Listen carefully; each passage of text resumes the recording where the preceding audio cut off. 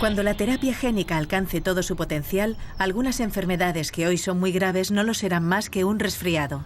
Fátima Bosch. Existen algunas enfermedades minoritarias que afectan a un porcentaje muy bajo de la población y que todavía no tienen cura. La terapia génica es la gran promesa para luchar contra muchas de estas enfermedades. En este capítulo de Redes, Punset entrevista a Fátima Bosch, experta en terapia génica de la Universidad Autónoma de Barcelona.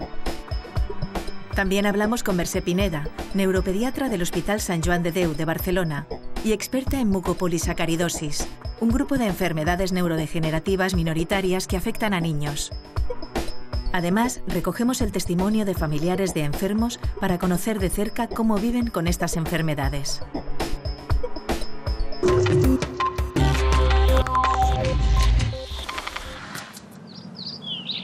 Bueno, es fantástico hablar del futuro, ¿no? Y cuando hablo con mis amigos científicos y médicos, todos me hablan de la terapia génica como algo de futuro. Y, por ejemplo, me gustaría que les pudiéramos decir a los telespectadores si están tan lejos como estaban hace 5 años o 10 años, de que haya terapias génicas que se puedan aplicar. ¿Qué ha pasado en estos últimos? ¿Hay algún avance? ¿Hay alguna cosa? Tú eres una gran experta en terapia génica y has trabajado concretamente el tema de la diabetes. Luego entraremos en los temas más específicos, ¿no? ¿Qué ha ocurrido de nuevo en estos últimos años aquí?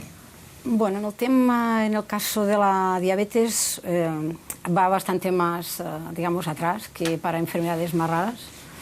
Porque a pesar de que hay una gran necesidad, y nosotros insistimos de que la terapia génica puede ser una nueva herramienta para intentar tratar estas enfermedades, el problema es que existen fármacos, por un lado, para tratar estas enfermedades, con lo cual las terapias génicas tienen que ser mucho mejores que los fármacos actuales.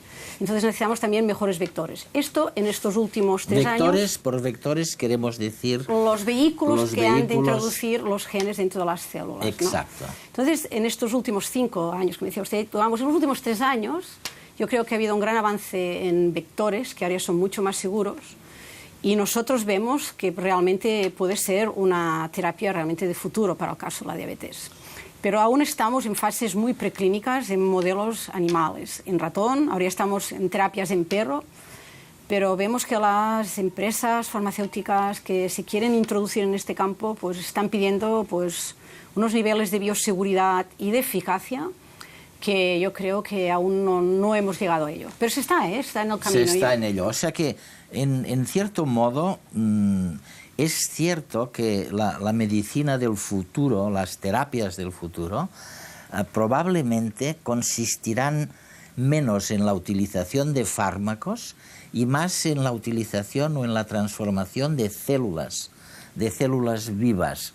Bueno, yo creo que sí, porque a veces muchos de estos fármacos, en el caso de la diabetes, es que cuando los administramos actúan a muchos niveles, ¿no? A diferentes órganos, diferentes tejidos, y dan, digamos, muchos efectos secundarios, ¿no? A lo mejor, lo que se intenta con terapia génica, a lo mejor lo que conseguiremos será pues, efectos más específicos aún, y con eso podemos disminuir a lo mejor la resistencia a la insulina de diabetes tipo 2, ¿no? Pero esto aún, bueno, yo creo que tardaremos bastante tiempo para la diabetes tipo 2. Oye, Fátima, en terapia génica hay como 2 grandes vías, ¿no?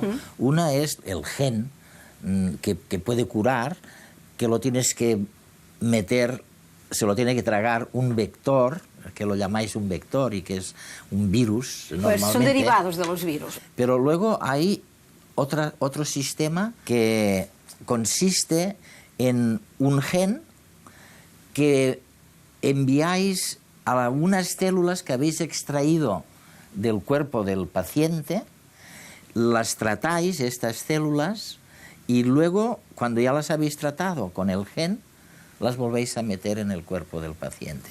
¿Cuál es la diferencia? Bueno, son dos grandes aproximaciones y dependerá para qué enfermedad utilizamos una u otra. La primera, la que mencionaba, es la terapia génica in vivo, que consta en coger el gen, introducirlo en un vector. Los vectores ahora más utilizados son derivados de los virus, ¿no? Y el que nosotros estamos utilizando son derivados de los virus adenoasociados, que son unos virus que no causan enfermedad en humanos. Entonces se elimina los genes virales y se introduce el gen terapéutico. Entonces estos vectores en la terapia génica ex vivo se inyectan directamente o al torrente circulatorio o a otras vías para llegar al tipo celular que nosotros necesitamos manipular. Para algunas enfermedades, por ejemplo, el caso de la sacaridosis, esto funciona bien.